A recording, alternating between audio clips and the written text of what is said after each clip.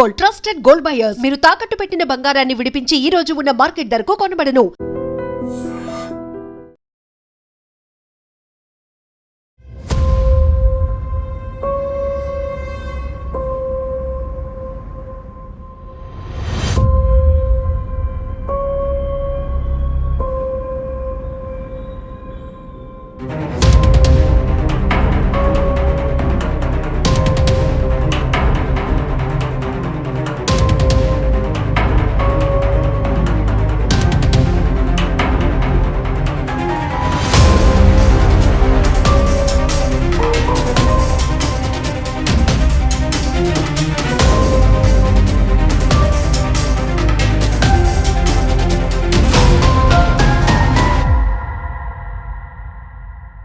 నేను ఇప్పుడు ఒక కాన్సెప్ట్ చెప్పబోతున్నాను. చెప్పే ముందు ఇక్కడ ఉన్నటువంటి ఈ రోబోటిక్ ఏదైతే ఆర్ట్ ఉందో జస్ట్ ఒకసారి మీరు అబ్జర్వ్ చేస్తే నా వెనకాతల రాక్షసులు ఉన్నారు. అందులో నవ్వే వాళ్ళు ఉన్నారు, భయపెట్టే వాళ్ళు ఉన్నారు, ఇంకా రకరకాల ఆకారాల్లో కనబడుతూ అంటే డిఫరెంట్ ఎక్స్ప్రెషన్స్తో ఉన్నటువంటి రాక్షస రోబోటిక్ స్టాచ్యూస్ కూడా ఇక్కడ మనకు కనపడుతున్నాయి. ఇంకా ఇక్కడ చూడండి, ఒక వ్యక్తి పూర్తిగా గాయపడినట్టు ఒక డిఫరెంట్ యాంగిల్. ఇక్కడ ఒక అతనికి ఒక శిక్ష పడుతోంది. ఇక్కడ చూడండి, పిశాచాలు పూర్తిగా అంటే ఎలా అయితే మనుషుల పైన పిశాచాలు విరుచుకుపడతాయో ఆ రేంజ్ కాన్సెప్ట్ ఇది. ఇక్కడ చూడండి, ఒక వ్యక్తి తలకిందులుగా వేలాడుతున్నటువంటి దృశ్యం. అక్కడ చూస్తే గనక ఒక వ్యక్తి, ఇదంతా ఏంటి అసలు, ఎందుకు లక్ష్మి ఇంత కన్ఫ్యూజ్ చేస్తున్నా మమ్మల్ని అనుకుంటున్నారా? ఎస్, సో వైజాగ్లో ఒక వండర్ఫుల్ రోబోటిక్ ఆర్టిస్ట్ రవిచంద్ గారు, మీ అందరికీ తెలుసు, మాట్లాడే సాయిబాబా విగ్రహాన్ని తయారు చేసి రోబోటిక్ విగ్రహాన్ని ఒక క్రియేషన్, ఒక వండర్ని క్రియేట్ చేశారని చెప్పాలి. అప్పటి వరకు కూడా బొమ్మలు మాట్లాడితే ఎంత అద్భుతంగా ఉంటుందో అనిపించింది. ఆ తర్వాత ఒక తల్లి ప్రసవ వేదన ఎలా ఉంటుంది, అందరికీ ఆ నాలెడ్జ్ కావాలి, అసలు వైద్యులు ఎలా పనిచేస్తారు, ఒక బిడ్డకి జన్మనివ్వాలి అంటే ఒక తల్లి పడే కష్టం ఏంటో చెప్పడానికి కూడా ఒక కాలేజ్ వారు ఇచ్చినటువంటి ఆర్డర్తో తల్లి ప్రసవించే ఒక కాన్సెప్ట్ తీసుకున్నారు. ఇప్పుడు పూర్తిగా మీకు ఇక్కడ ఉన్న విజువల్స్ చూస్తుంటే అర్థమవుతుంది కదా, డిఫరెంట్గా అంటే మనుషులు రకరకాల పెయిన్స్ అనుభవిస్తున్నారు. శిక్ష, ఒక రకంగా చెప్పాలంటే ఒక్కొక్కరు ఒక్కొక్క శిక్షను అనుభవిస్తున్నటువంటి రోబోటిక్స్ థీమ్ ఇది అంతా కూడా.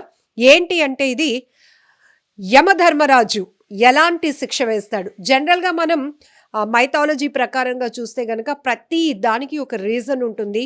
చిన్న చిన్న తప్పులు తెలియకుండా తెలిసి చేస్తే దేవుడు క్షమిస్తూ పోతాడు. కానీ అదే ఒకదాని మీద ఒకటి పాపాన్ని పెంచుకుంటూ పోతే ఆఖరికి మనం ఎలాంటి పరిహారాన్ని పొందాల్సి వస్తుంది, నరక యాతన ఎలా ఉంటుంది అని చెప్పే కాన్సెప్టే ఈ థీమ్ అనమాట.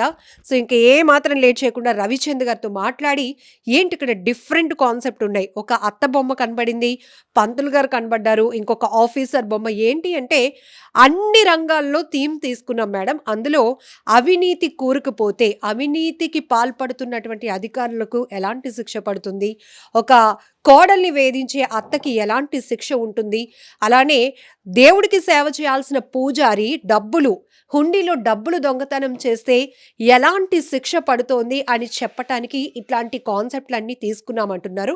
సో నేను కొన్నే చెప్పాను, మిగతా డీటెయిలింగ్ అంతా కూడా రవిచంద్ గారితో మాట్లాడి తెలుసుకుందాం. రవిచంద్ గారు, ఏంటి కాన్సెప్ట్కి ఏం హైలైట్ పేరు పెడుతున్నారు చెప్పండి. యమలోకం అని కానీ యమపురి కానీ పెడదాం అనుకుంటున్నాను పేరు.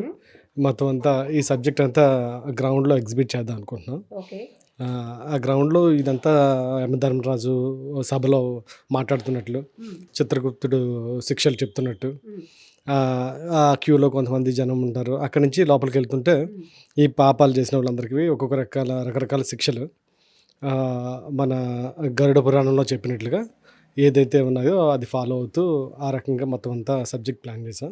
ఒక హాఫ్ అన్ అవర్ 1 అవర్ మొత్తం ఆడియన్స్ చూడడానికి వీలుగా అంతా రెడీ చేసాం. పెద్ద సైజులోనే ప్లాన్ చేస్తున్నాం. సుమారుగా ఒక 70-80 విగ్రహాలు చేసాం. వీటితో మొత్తం అంతా ప్లాన్ చేస్తున్నామంట. ఒక సో యమపురి ఆర్ యమలోకం దీని టైటిల్ రాబోతోంది. ఈసారి అప్పుడు బాబాతో మాట్లాడించినట్టు ఇప్పుడు యముడితో కూడా మాట్లాడించబోతున్నారా? యముడు కైకాల సత్యనారాయణ గారి మొహం కొద్దిగా తయారు చేసాం ఆ పోలికలు ఉండేట్లుగా. అతను చెప్తుంటారు, ఈ డైలాగ్స్ చెప్తుంటారు, కాస్త ఇది మంచి ప్రాసలో మాట్లాడుతుంటారు. ప్రజలు వస్తుంటే వాళ్ళతో కొద్దిగా ఇంటరాక్ట్ అవ్వడానికి కూడా ప్లాన్ చేస్తున్నాం. టైం తక్కువ ఉంది, అలా ప్లాన్ చేస్తాం, చూడాలి మరి. అంటే ఇప్పుడు కొంతమంది వాలంటీర్గా ప్రజల్లో ఒక చిన్న మార్పు తీసుకొచ్చే ప్రయత్నాలు చేస్తూ ఉంటారు.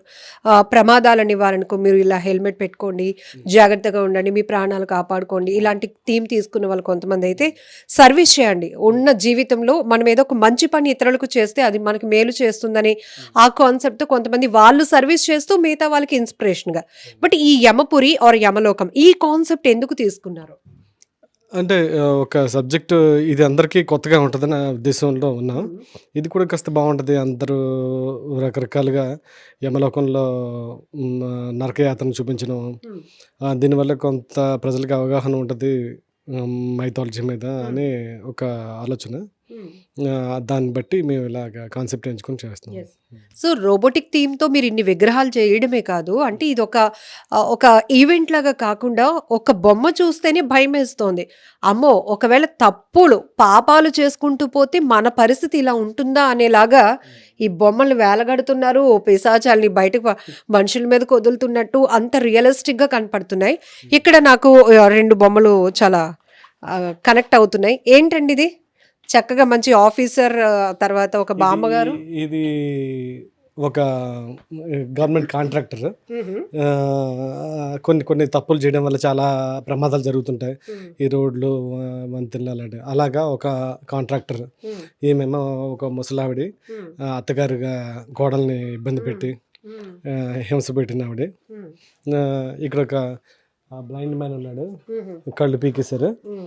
ఇతనేమో ఇతనికి ఏమో కొన్ని ఇది చేశాడు, కొన్ని తప్పులు చేయడం వల్ల అతనికి శిక్ష పడ్డది. శిక్షల్లో భాగంగా కళ్ళు తీసేయడం జరిగింది. అక్కడ కాకులు ఉన్నాయి చూడండి. అవును, కాకులు కాన్సెప్ట్ ఏంటంటే మధ్యలో ఆ కాకులు అంటే కాకులకి గద్దలకి ఆహారం కింద వేసారంటారు కదా, అలాంటిది ఒక కాన్సెప్ట్. వాళ్ళేమో ముళ్ళ పరుపు మీద పడుకున్నారు. ఇప్పుడు మనం ఏంటంటే లావిష్ లైఫ్ అనుభవిస్తున్నాం, అంటే అనుభవించడానికి ట్రై చేస్తున్నాం. ఉన్నంతలో అంటే కెపాసిటీకి తగ్గట్టు కాకుండా మోర్ ఎక్స్పెక్టేషన్స్. సో అంటే ఇదే మనకి కంఫర్టబుల్ లైఫ్ అనుకుంటున్నాం, కానీ తప్పు మీద తప్పు చేసుకుని వెళ్తే ఇంకొక లోకం అనేది ఉంటుంది, అది నరకలోకం, యమలోకం. దాంట్లో మనకి ముళ్ళ పాన్పు మీద పడుకున్నట్టుగా వీళ్ళిద్దరును ఇంకా ఇవన్నీ అరేంజ్ చేయాలి, చేస్తే ఇంకా బ్యూటిఫుల్గా ఉంటాయి. అక్కడేమో తేళ్ళు జర్రెల మధ్య ఒక అతను పడేశారు అతన్ని, ఇంకా అవన్నీ పక్క విడిగా ఉన్నాయి, ఇవన్నీ అరేంజ్ చేయాలి. ఇక్కడ చూడండి, అసలు ఈ రాక్షస బొమ్మలు భలే అనిపించింది. ఇక్కడ ఎలకలు మధ్య వదిలేస్తారు, వాళ్ళు కాళ్ళు కొట్టుకుంటారు అన్నమాట, కాళ్ళు ఇలా కొట్టుకుంటూ ఉంటారు. కొంతమంది మరుగుజ్జు వాళ్ళు ఉన్నారు. ఈ లోపల ఒకటి చూస్తే ఇక్కడ చూడండి, ఇక్కడ నుంచి మధ్యకి చీల్చేశారు.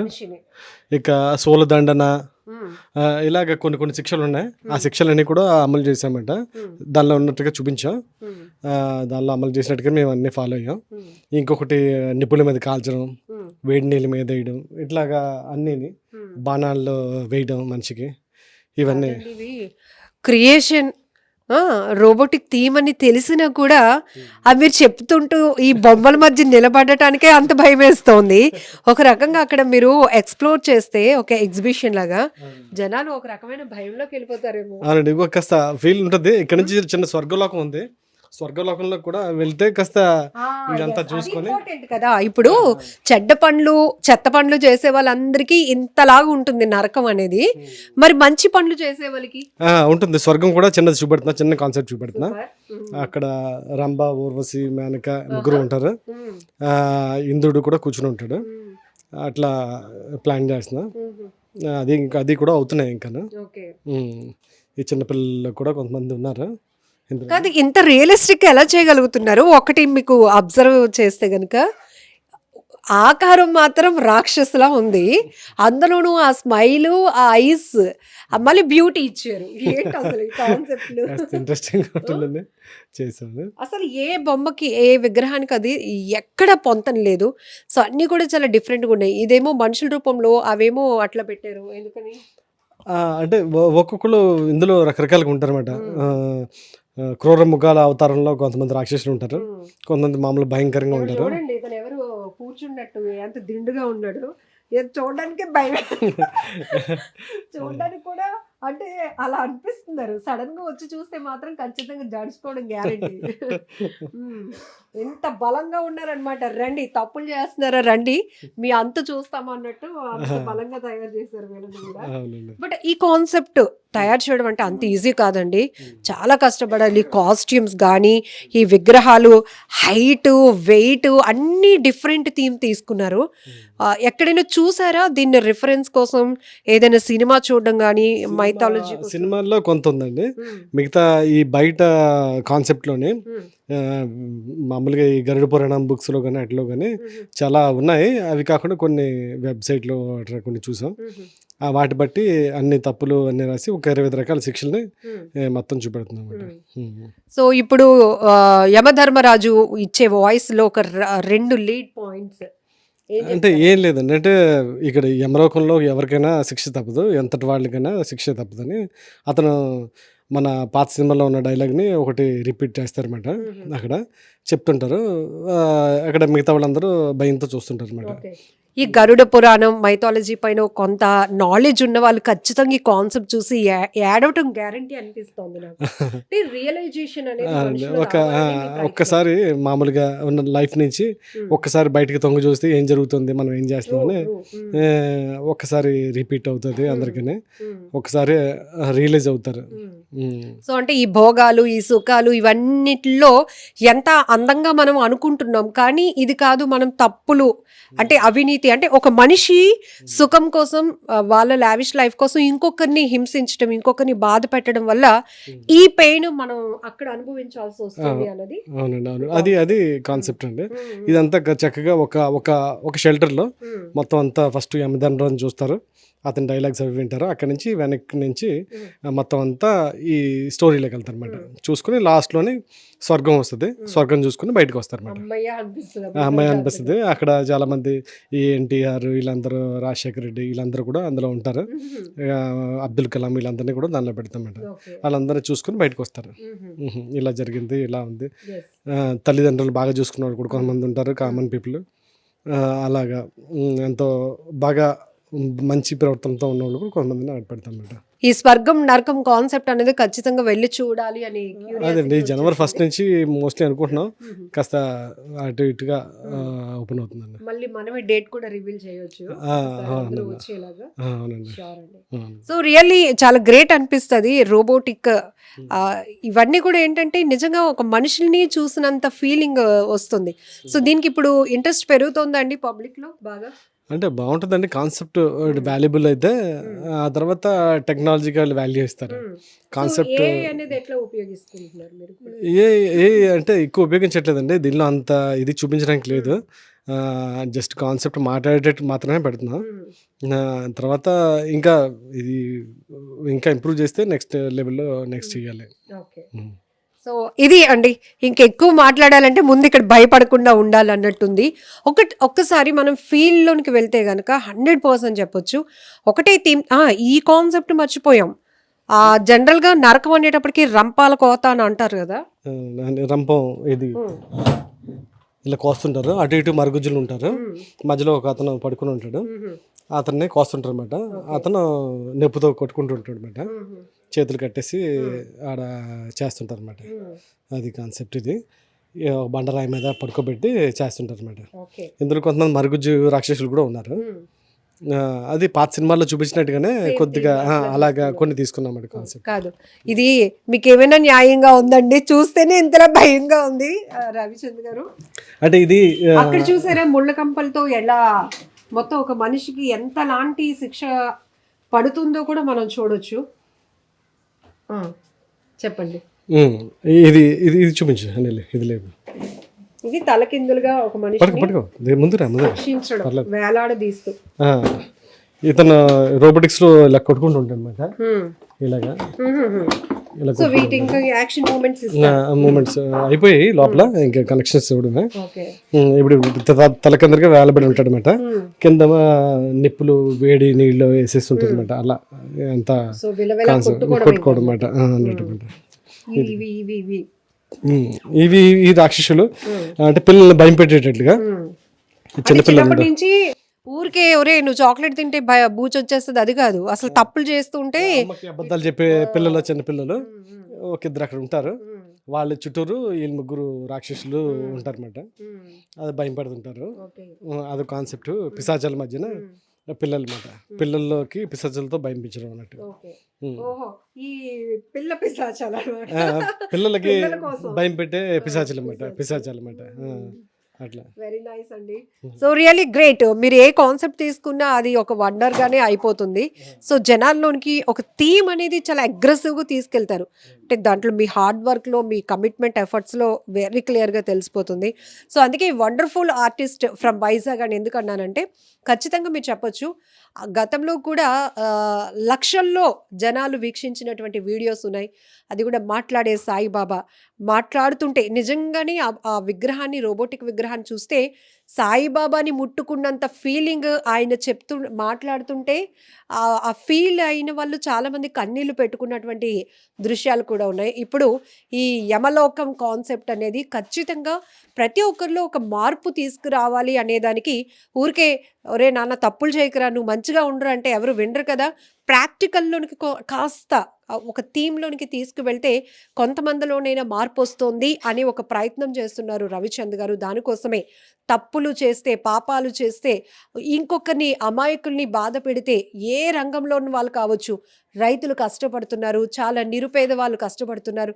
ఎందుకు అంటే వాళ్ళు వాళ్ళ పనులు ఏమైనా చేయించుకోవటానికి ఎలా అయితే అవినీతికి పాల్పడి అవినీతికి అలవాటు పడినటువంటి అధికారుల వల్ల వాళ్ళు బాధితులుగా మారుతున్నారో అలాంటి ఒక ఆఫీసర్కి చిత్రగుప్తుడు ఇచ్చే చిట్టా ఏదైతే ఉంటుందో దానికి తగ్గట్టు యముడు కూడా శిక్ష వేసే కాన్సెప్ట్ కావచ్చు.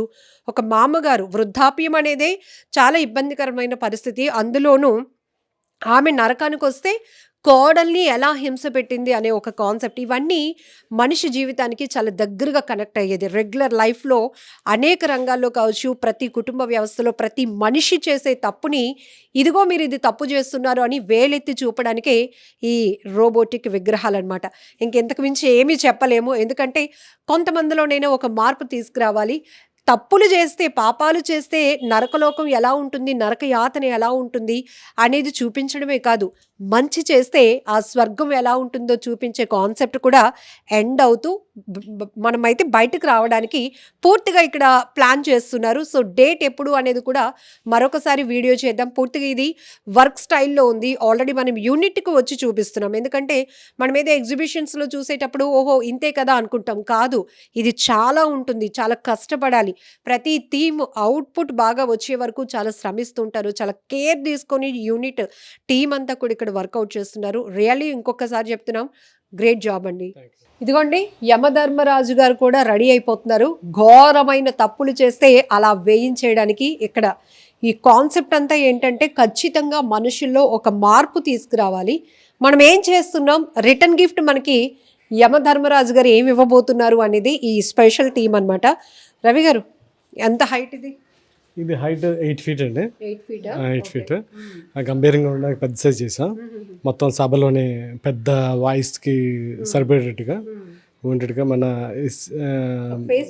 ఫేస్ ఫీచర్స్ ఏమో కైకాల సత్యనారాయణ గారి ఫేస్ కొద్దిగా అప్పట్లో ఎక్కువ యముడు పాత్ర పోషించారు కదా, దానిలో ఉన్నట్టుగానే ఆ డైలాగ్స్ అవి చెప్పబోతున్నాం. నెక్స్ట్ ఏమో చిత్రగుప్తుడేమో అల్లు రామలింగి వాయిస్ ప్లాన్ చేస్తున్నాం. ఇట్లా మొత్తం అంతా రెడీ చేస్తున్నాం. వాయిస్ ఇస్తున్నామండి మొత్తం అంతా. ఇది చాలా వెయిట్ ఉందండి కదా. అవునండి, అవును, చాలా హెవీగా ప్లాన్ చేసాం. అవునండి, అవును, అవును. ఇది ఇది కళాయి. ఈ కళాయిలో మనుషులు వేయిస్తారు అనమాట. కింద మంటలు వస్తుంటాయి. వేస్తుంటారు. పెద్ద పెద్ద డ్యాగులు, రాబందులు ఆ, పెట్టేశారు. రాబందులు అవి కూడా చేసాం. కొన్ని ఎద్దు తలలు కూడా ఉన్నాయి. మొత్తం అంతా ఈ కాన్సెప్ట్లోనే భాగమే దాన్ని. సో యమలోకం కాన్సెప్ట్ తో భయపెట్టబోతున్నారా? భయపెడుతూ మనుషుల్లో ఉన్న తప్పుల్ని కరెక్ట్ చేయబోతున్నారా? కరెక్ట్ చేయడం కదండి, కాన్సెప్ట్ చెప్తున్నాం. ఈ కాన్సెప్ట్ పాతదే, అదే ఒకసారి మళ్ళీ రిపీట్ చేస్తున్నాం అంతే. ఈ కాన్సెప్ట్ అందరు చూసి అర్థం చేసుకుని కాస్త అందరికీ ఉపయోగపడేటట్లుగా, అందరికీ ఎంటర్టైన్మెంట్ ఈ సంక్రాంతికి వస్తుందని అనుకుంటున్నాను. సో దాదాపు 70 విగ్రహాల వరకు తయారు చేశారు. ఈ థీము, కాస్ట్యూమ్స్, అవి ఇంకా అన్ని చాలా ఉన్నాయి. ఎంత బడ్జెట్ పెడుతున్నారు? పెద్ద పెద్ద పిల్లర్స్ కూడా వస్తున్నాయి సభలోకి ఉండడానికి.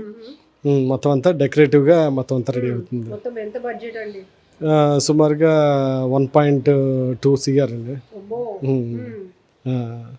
అది మొత్తం అంతా ప్లాన్ చేసి చేస్తున్నాం. మరి మీలో టాలెంట్ ఉంది, సూపర్ టాలెంట్, అది వి యాక్సెప్టెడ్. ఎందుకంటే ప్రీవియస్ ప్రాజెక్ట్లో చూసాం.